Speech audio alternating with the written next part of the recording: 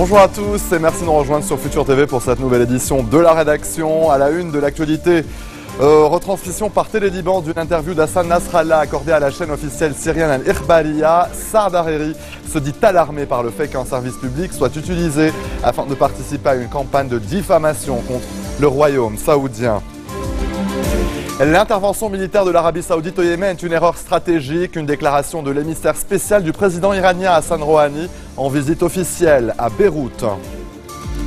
Au Yémen, la situation humanitaire est catastrophique dans le sud du pays, là où la Croix-Rouge voudrait acheminer un premier avion d'aide chargé notamment de médicaments. Et 2 soldats israéliens attaqués au couteau par un Palestinien. L'agression s'est déroulée dans le nord de la Cisjordanie occupée. Les réactions se multiplient après la retransmission par Télé-Liban d'une interview d'Hassan Nasrallah accordée à la chaîne officielle syrienne Al-Ikhbariyya. Une interview lors de laquelle le chef du Hezbollah a violemment attaqué l'Arabie Saoudite et dénoncé la coalition arabe menée par Riyad qui mène des frappes aériennes contre les rebelles chiites Houthis au Yémen. L'ancien Premier ministre libanais Saad Hariri s'est dit alarmé par le fait qu'un service public soit utilisé afin de participer à une campagne de diffamation contre le royaume saoudien, un État arabe frère. Il a par ailleurs estimé que la diffusion de cet entretien par la chaîne publique libanaise va à l'encontre de la politique de distanciation du gouvernement à l'égard des protagonistes du conflit en Syrie. Pour en parler avec nous en ligne, Dr Ahmad Fatfat, député du Courant du Futur. Bonsoir, Dr Fatfat. Bonsoir. Alors, craignez-vous pour l'avenir du dialogue entre le Courant du Futur et le Hezbollah après justement cette offensive du Courant du Futur contre le chef du Hezbollah, Hassan Nasrallah? Non, je ne crois pas. Je crois que le Hezbollah a besoin absolument de ce dialogue. Et pour nous, c'est un principe que de dialoguer avec les autres, surtout qu'on dialogue sur 2 points seulement. C'est essayer de réduire les tensions intérieures et essayer de trouver une issue aux élections présidentielles. À part ça, les autres points, nous savons très bien qu'il y a rupture et qu'il y a beaucoup de distance entre nous pour en dialoguer sur les armes, sur l'interférence en Syrie, sur le tribunal international et maintenant sur le rôle de Hezbollah qui s'aligne sur la position de l'empire irano-perse qui est en train de s'installer et qui quitte complètement le camp arabe et pan-arabe par cette campagne de diffamation qu'ils sont en train de mener sur tous les plans. Hasard du calendrier, l'émissaire iranien est à Beyrouth. Il a rencontré le chef de la Chambre, Nabi Berri. Voyez-vous en cette visite un soutien de l'Iran au camp du 8 mars? Non, je ne crois pas. Je crois que les Iraniens essayent maintenant d'expliquer ce qui s'est passé avec les accords américano-iraniens ou le 5+1 concernant le nucléaire, surtout qu'il y a pas mal de questions qui restent en suspens et pour voir comment vont avancer les choses les 3 prochains mois. Mais en parlant du 8 mars, il ne faut pas oublier que hier, le président Nabi Berri a reçu l'ambassadeur saoudien. C'est en quelque sorte une forme d'excuse auprès de l'Arabie Saoudite et une dissociation avec la position du Hezbollah. Donc il faut voir les choses maintenant différemment. Je crois que le camp du Hezbollah qui est anti-arabe, anti-Arabie Saoudite est réduit à Hassan Nasrallah et à son parti, alors que ses alliés sont loin de s'aligner sur sa position.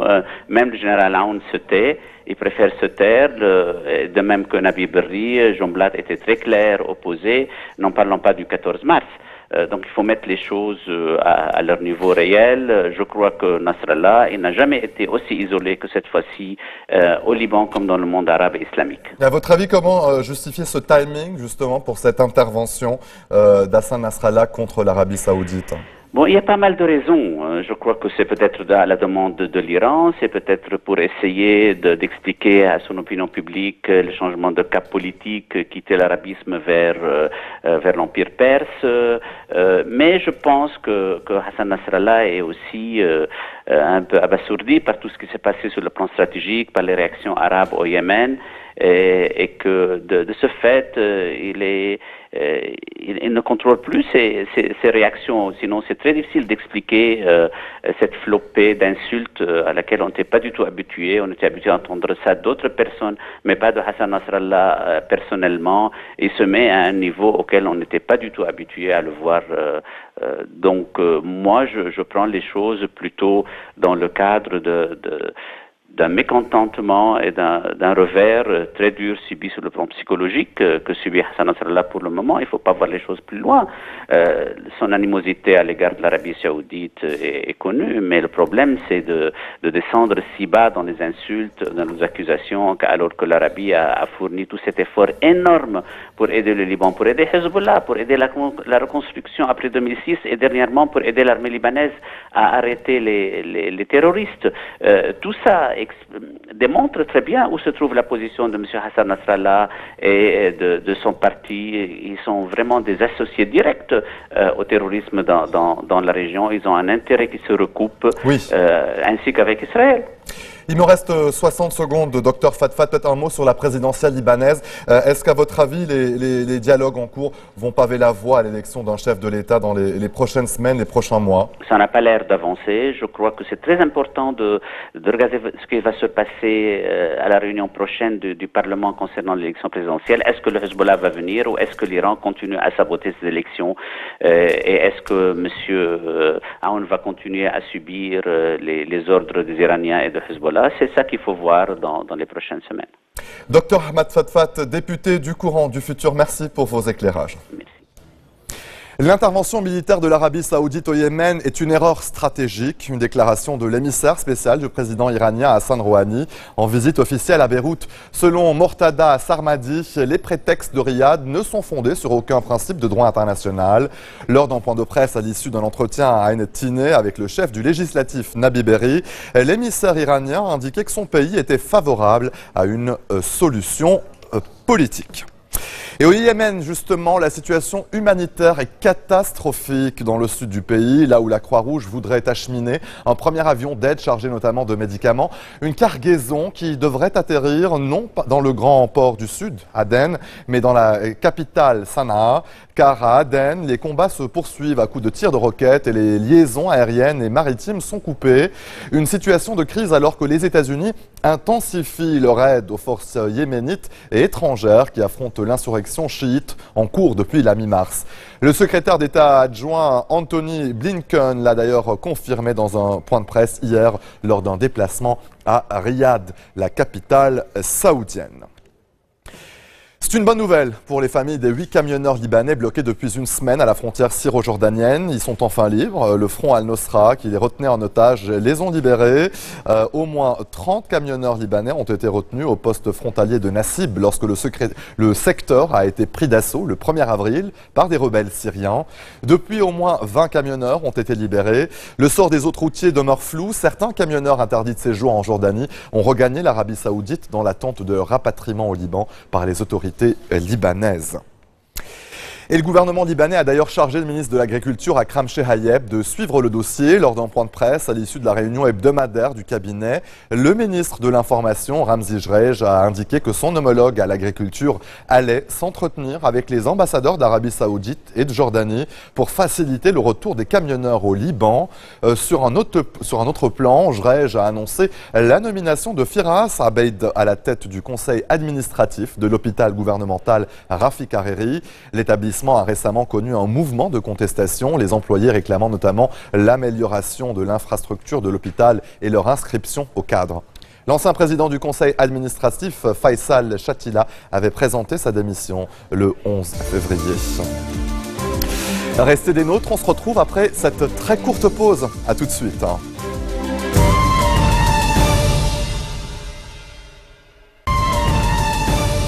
Retour sur le plateau de l'info, le Kremlin déploie le tapis rouge pour Alexis Tsipras. Le Premier ministre grec est ce mercredi à Moscou. Cette visite a une portée politique importante pour les Russes. Alexis Tsipras rencontre donc, vous le voyez à l'écran, le président russe Vladimir Poutine. Elle a également eu des entretiens avec le Premier ministre Dmitry Medvedev, le chef de la Douma, Sergei Naryshkin, et le patriarche Kirill. Au menu de cette discussion, énergie, agriculture, tourisme, les 3 principaux secteurs d'échanges commerciaux entre les 2 pays. Athènes aimerait surtout obtenir une ristourne sur le prix du gaz et une levée partielle de l'embargo. En contrepartie, la Russie est intéressée par certains actifs grecs. Mais Athènes ne peut se permettre de tourner le dos à Bruxelles. Une nouvelle réunion est d'ailleurs technique et donc des membres de la zone euro se déroule donc ce mercredi. Les négociations continuent à la veille d'un rendez-vous important demain.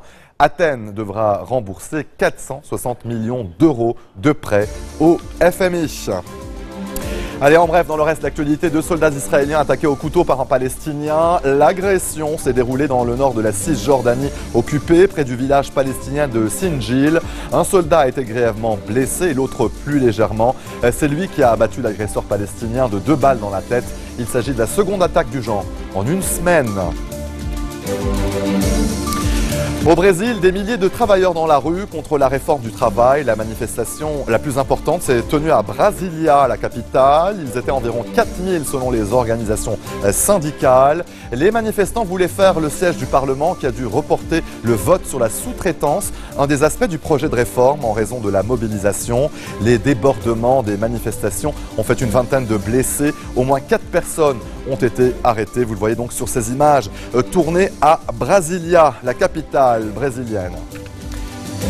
Des croix, des bougies et des fleurs pour rendre hommage aux 148 victimes du massacre du lycée de Garissa. Des centaines de personnes se sont rassemblées à Nairobi, la capitale kenyane, lors d'une veillée funèbre. Les organisateurs ont dénoncé la légèreté avec laquelle les autorités ont traité la menace terroriste. Quant à l'enquête, elle se poursuit. La police a arrêté un 6e suspect.